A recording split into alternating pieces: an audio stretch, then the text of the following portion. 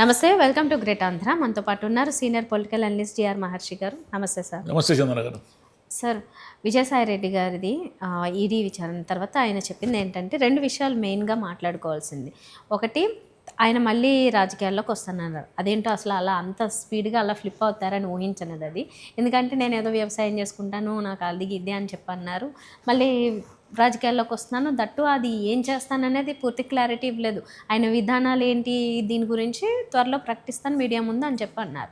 సరే, అది పక్కన పెడితే ఇంకోటి ఏంటంటే ఆయన మాటల్లో చెప్పిన దాని ప్రకారం ముందు కూడా జగన్ గారి మీద కోపం ఉన్నట్లు విమర్శించడము, గట్టిగా విమర్శించడం ఇలాంటివి ఏం కనబడలేదు ఇప్పటి వరకు అయితే.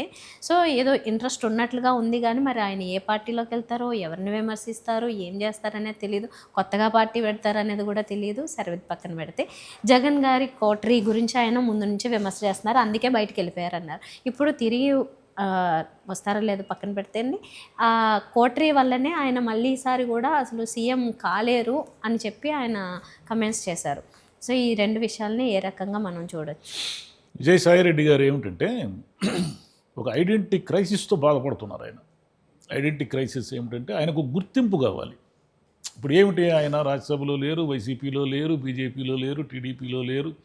ఆయన ఎందుకు వచ్చారు, నిన్న మాట్లాడడానికి ఎందుకు వచ్చారు? ఈడీ పిలిపిస్తే వచ్చారు, లిక్కర్ స్కామ్ గురించి మాట్లాడాలని వచ్చారు. ఇంత మునుపు ఆయన విజిల్ బ్లోయర్ అన్నారు. ఆయన ఏవో చాలా విషయాలు చెప్పినట్టుగా ఈరోజు పత్రికా కథనాల్లో వచ్చాయి. ఆయన ఏం చెప్పారో, ఈడీ ఏం అడిగిందో మనకు తెలియదు, కానీ పత్రికా కథనాల్లో వచ్చింది మాత్రం ఆయన ఏవో చాలా విషయాలు చెప్పారని, బాంబే నుంచి ముంబై నుంచి కోర్టులు తరలి వెళ్ళాయి అన్నట్టుగా ఏదో చెప్పారని వచ్చింది. సరే, ఆయన ప్రెస్ మీట్లో మాట్లాడిన అంశాలన్నీ ఒకసారి చూద్దాం. ఒకటొకటిగా మనం మాట్లాడితే నిజానికి ఆయన మాట్లాడే మాటలకు విలువ, విశ్వసనీయత ఆయన ఎప్పుడో కోల్పోయారు. ఎందుకంటారా అంటే ఆయన ఏమీ ఏదో దుర్మార్గుడనో ఏదో రాజకీయంగా ఇంకేదో అనేది నా ఉద్దేశం కాదు. కానీ ఒక్క వెలుగు వెలిగిన తర్వాత వైసీపీలో ఆయన బయటికి రావడానికి ఏమిటి కారణం? ఈ కారణాన్ని ఆయన స్పష్టంగా చెప్పలేకపోయారు.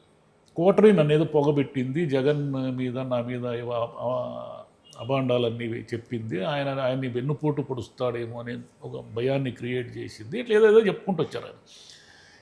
ఎవరో ఏదో చెప్పితే వినేసి జగన్ మీతో ఎంత అనుబంధం ఉంది, మీరు ఆయనతో పాటు జైలుకి వెళ్ళారు, మీరు ఆయనతో పాటు చాలా ఏళ్ళు ట్రావెల్ చేశారు, ఎవరో ఏదో చెబితే వెంటనే జగన్ మిమ్మల్ని నమ్మేసి మిమ్మల్ని బయటికి పంపించే విధంగా పొగబెట్టారా? ఇది కొంచెం అనుమానాస్పదం. కోటరీ అంటారు. కోటరీ లేని రాజకీయ పార్టీలు ఎక్కడైనా ఉంటాయా? మీరు కూడా కోటరీలో ఒక భాగమే కదా.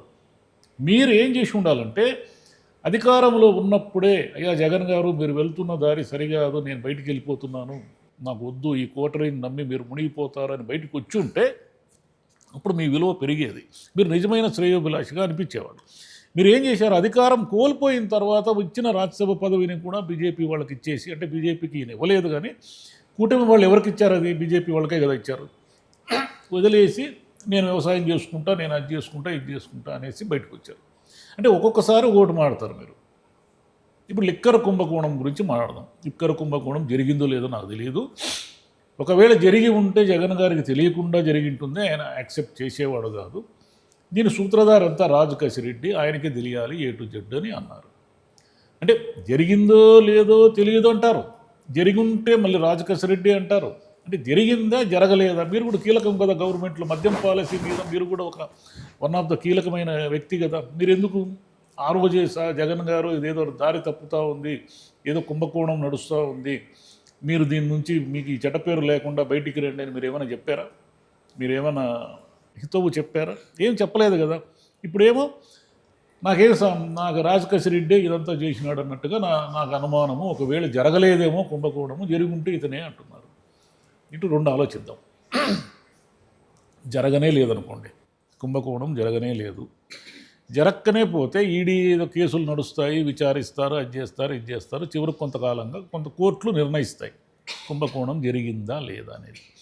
ఒకవేళ జరిగింది అనుకుందాం, జరిగింది అనుకుంటే ఒక ముఖ్యమంత్రికి తెలియకుండా ఒక 2,000 కోట్ల రూపాయలు ఆయన కింద ఉండేవాళ్ళు ఇంత స్కామ్ను చేస్తే ముఖ్యమంత్రికి ఏ బాధ్యత లేదా?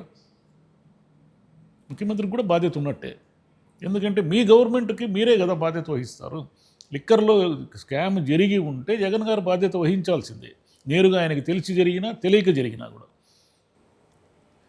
విజయసాయి రెడ్డి గారు ఇంకో మాట ఏమంటారు, మిథున్ రెడ్డి గారు చెబితే 100 కోట్ల రూపాయలు నేను ఆ రాజకేశ్ రెడ్డి, సజ్జల శ్రీధర్ రెడ్డి వీళ్ళకి అరవిందో వాళ్ళకి సిఫార్సు చేశాను అప్పుగా రుణంగా ఇప్పించడానికి. ఆ రుణం తిరిగి ఇచ్చారో లేదో నాకు తెలియదు, ఎంత వడ్డీ కూడా నాకు తెలియదు అంటారు. ఇదంతా కామెడీగా లేదా ఇదంతా? ఆయన ఒక సీఏ కదా, ఆయన ఉద్యోగం ఏంటి? ఆయన తన సుదీర్ఘమైన జీవితంలో ఆయన ఏం పని చేశారు? సరే పాలిటిక్స్ పక్కన పెట్టండి. బేసిక్గా ఆయన ఎవరు? Chartered accountant. చార్టెడ్ అకౌంటెంట్ అంటే ఏమిటి? ఆయన పనే సంఖ్యలు, నంబర్లని చూడడం. అంటే ఇది లాభమా, ఇది నష్టమా, ఈ పని చేస్తే మనకు కంపెనీకి ఉపయోగమా లేదా, అంటే మీరు చేసిన మీ తెలివితేటలన్నీ కూడా నంబర్లకు సంబంధించినవి, డబ్బులకు సంబంధించినవి. ఇంత చార్టెడ్ అకౌంటెంట్, ఇంత అనుభవం ఉన్నవాళ్ళు మీరు. జగన్ గారికి తెలియదు, జగన్ గారికి ఈ 100 కోట్ల రూపాయలు తెలియదు. మిథున్ రెడ్డి గారు చెప్పారని మీరు 100 కోట్ల రూపాయలని సిఫార్సు చేసి ఏదో ఫలానా వాళ్ళకి మీరు అప్పు ఇవ్వండి అని. ఆ 100 కోట్లు ఏమైందో మీకు తెలియదు, ఆ వడ్డీ ఎంతో తెలియదు, రీపేమెంట్ ఎంతో తెలియదు. ఏమన్నా నమ్మే విషయంగా ఉందా? అంటే ఏమీ తెలియకుండా అదేమన్నా 100 రూపాయల 100 రూపాయలు అయితే పోతే పోయిందిలేని ఇస్తారు. ఏమీ తెలియకుండా మీరు 100 కోట్ల రూపాయలని ఫలానా వాళ్ళకి ఫలానా వాళ్ళు అప్పులు ఇవ్వండి అని సిఫార్సు చేస్తారా? ఎవరైనా చేస్తారు అట్లా? చార్టెడ్ అకౌంటెంట్గా ఉన్నటువంటి మీలాంటి వాళ్ళు చేస్తారు అట్లా? ఎవరు నమ్ముతారు అదని? కనీస ప్రశ్నలు కదా అవి. ఏదంటే ఏమంటే అది మాట్లాడుతున్నాడు ఆయన. అంటే ఆయన మాటలకు ఎక్కడ కూడా క్రెడిబిలిటీ లేదు. ఇంకోటి ఏది, నేను అప్పుడేమన్నారు మీరు వ్యవసాయం చేసుకుంటా అన్నారు, ఇప్పుడేమంటారు రాజకీయాలకి మళ్ళీ నేను 27కు వస్తాను అంటున్నారు. ఆయన ఎవరు? ఒక ఆయన సోషల్ మీడియాలో ఈయన రాజకీయ పార్టీ పెడతాడు, చంద్రబాబు గారి దగ్గర డబ్బులు తీసుకొని అని రాశాడంటే ఆయన కూడా తిట్టాడు. తిట్టి ఆయన పేటీఎం బ్యాచ్ అని తిట్టాడు. మరి ఆయన ఎంత అమ్మాయి కూడా ఎలా రాశారు? విజయసాయి రెడ్డి గారు పార్టీ పెడతానని ఆయన మాట్లాడారంటే, విజయసాయి రెడ్డి గారికి కనీసం సేఫ్గా గెలిచే ఒక ఎమ్మెల్యే నియోజకవర్గం కానీ ఎంపీ నియోజకవర్గం కానీ ఉందా? పోనీ మున్సిపల్ కౌన్సిలర్గా లేదా సర్పంచ్గా అయినా ఆయన తన సొంత బలంతో, పార్టీ బలం కాదు, సొంత బలంతో గెలిచేంత పరిస్థితి ఉందా? మరి ఆయనకి జనంలో ఏముందని ఆయన పోయి రాజకీయ పార్టీ పెడతాడు? రాజకీయ పార్టీ పెట్టడం అంటే చిన్న విషయం అది. మీరు ఒక రాజకీయ పార్టీలో కోటరీ పొగ పెడితేనే మడలేని వాళ్ళు పోయి బయటికి పోయి రాజకీయ పార్టీ పెడతారా? ఎవరైనా నమ్మే విషయంగా ఉందా? మీరు మళ్ళీ రాజకీయాల్లోకి వస్తారు. మళ్ళీ అక్కడ కూడా ఆయన ఏమంటాడు, జగన్ నుంచి నాకేం పిలుపు రాలేదు, వస్తే ఆలోచిద్దాము అన్నట్టుగా చెప్పాడు. ఆయన ఎందుకు పిలుస్తారు మిమ్మల్ని? మళ్ళీ జగన్ గారి తత్వం తెలిసిన వాళ్ళు ఎవరైనా వెళ్ళిపోయిన వాళ్ళని మళ్ళీ పిలిచి పెద్దపీట వేసే ఛాన్సే లేదు కదా.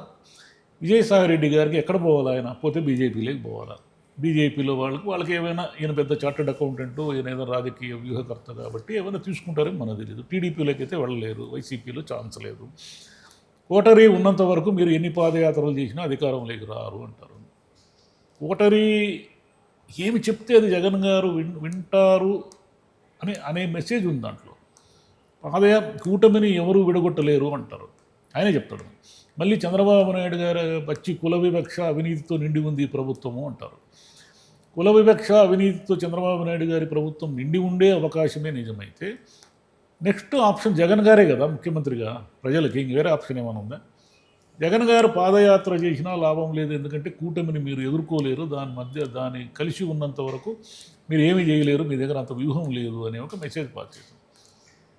ఇవన్నీ కూడా ఏమిటంటే ఏదో ఒక ఐడెంటిటీ క్రైసిస్, నన్ను బయటికి పంపించారని అక్కస్తో మాట్లాడినట్టుగా ఉంది. కానీ జగన్ గారిని ఆయన ఏమీ అంత మునుపు పెద్ద అనలేదు, ఇప్పుడు కూడా అనలేదు.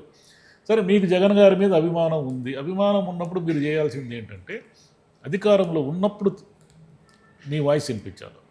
అధికారం కోల్పోయినాక ఎవరైనా వాయిస్ వినిపిస్తారు. మీ ప్రయోజనాలన్నీ నెరవేరిన తర్వాత మీరు వాయిస్ వినిపించడం వల్ల మిమ్మల్ని ఎలా నమ్ముతారు ఎవరైనా కూడా? మీకు ఇచ్చిన రాజ్యసభ సభ్యులు మీకు ఏ కారణంతో రాజ్యసభకు రాజీనామా చేశారు చెప్పండి? మీకు ఆయన ఇచ్చాడు కదా రాజ్యసభ, మీకు ఇంకా టర్మ్ ఉండగానే మీరు రాజీనామా చేశారు కదా. ఉన్నట్టుండి నేను రాజీనామా చేస్తాను, పార్టీని విడిపోతాను, నేను అది చేస్తాను, ఇది చేస్తాను అని మీ ఊరికే అంటే అసలు మీరు ఎవరు? మీకు వైఎస్ కుటుంబంతో, వైఎస్ జగన్తో ఉన్న అనుబంధం వల్లే కదా ఈరోజు మీరు పొలిటీషియన్గా ఉన్నారు. లేకపోతే మీరు ఎవరు? మీకు నేరుగా రాజకీయ చరిత్ర కానీ, రాజకీయ నేపథ్యం కానీ, లేదా ఎక్కడైనా నిలబడి ఇదిగో ఇది సేఫ్, ఈ నియోజకవర్గం నాది, నేను ఇండిపెండెంట్గా నేను గెలుస్తాను, నాకు ప్రజలతో ఇంత అనుబంధం ఉంది అని చెప్పుకునేదానికి ఏమైనా ఉందా మీకు? అసలు ప్రజలతో ఏం అనుబంధం ఉంది మీకు? మీరు కూడా కోటరీలో ఒక భాగం, మీకు కోటరీకి సరిపడలేదు కాబట్టి ఈరోజు ఈ ఆరోపణలన్నీ చేస్తున్నారు. అంతే తప్ప మీరేం పీపుల్స్ లీడర్ కాదు కదా, ప్రజల్లో ఉన్న మనిషి ఏం కాదు కదా. కాబట్టి విజయసాయి రెడ్డి గారు ఆలోచించాల్సింది ఏంటంటే, ఆయన ఏదో దుర్మార్గుడనో రాజకీయాల్లో అదనో ఇదనో ఆయన పైన పెద్దగా నెగిటివ్ ఇంపాక్ట్ ఎవరికీ లేదు. కాకపోతే ఆయన ఏదంటే అది మాట్లాడుతూ ఉండడం వల్ల తన విశ్వసనీయతను తానే కోల్పోతున్నాడు, అంతే, ఇంకేం లేదు. Right, thank you. Thank you.